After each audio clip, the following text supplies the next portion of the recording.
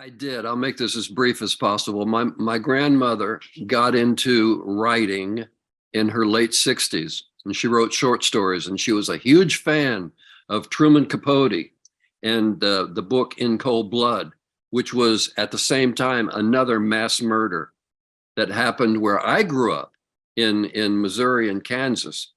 But I was also aware of Boston Strangler story. My grandmother would bring up the subject, and pretty scary story, pretty scary story. So was slightly familiar with it, yes.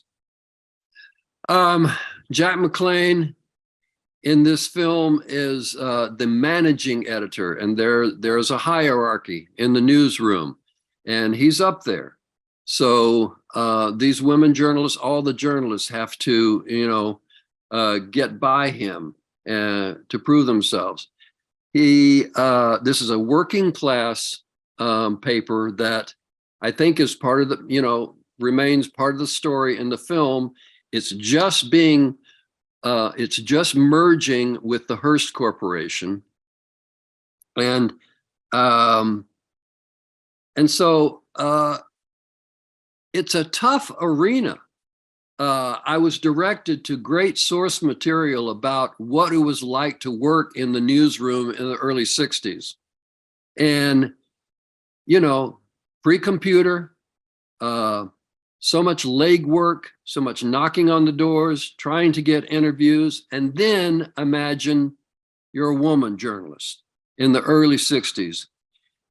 And it's just a matter of fact, the newsroom, the men were very dismissive of the women journalists, gave them very little respect, called them news hens, very disrespectful stuff. So these women really had to, as is the case, prove themselves time and time and time over and over again, to gain respect.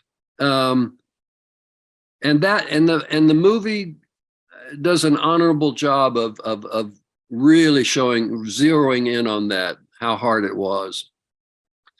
Well, Jack sends Loretta and Jean from the lifestyle department where they are. And, you're sent out to check out the latest toaster and write an article about it.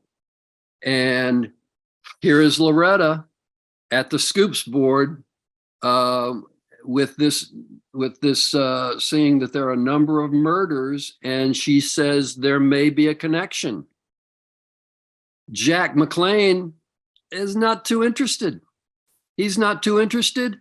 The Boston police aren't too interested.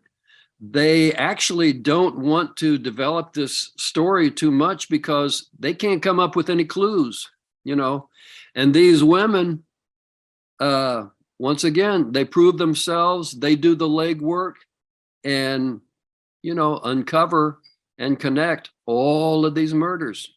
For Jack McClane, my character that I played, they built me a beautiful, beautiful newsroom on the sound stages in Devens, Massachusetts.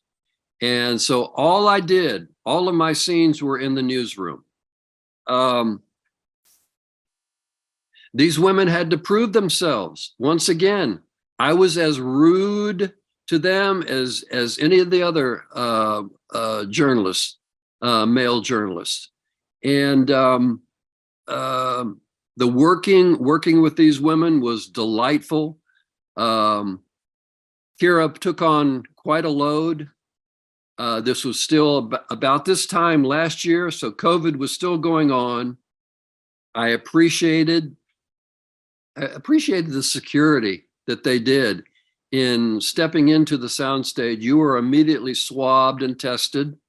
And I really appreciate, the concerns and it went very smoothly, and I think the working relationships were very serious for the day's work. I mean, we had a serious subject, but there were light moments and of everybody.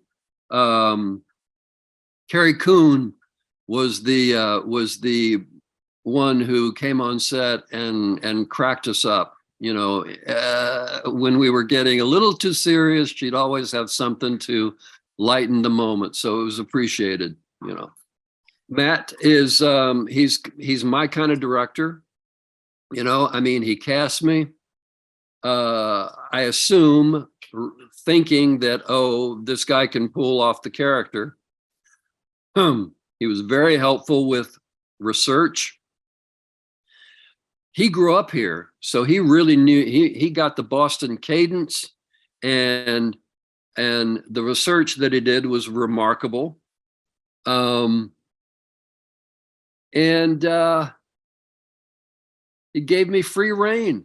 And if there was something not to his liking, we make a little adjustment here, a little adjustment there, and carry on. The relationship was, I think, very, very nice, very, very compatible.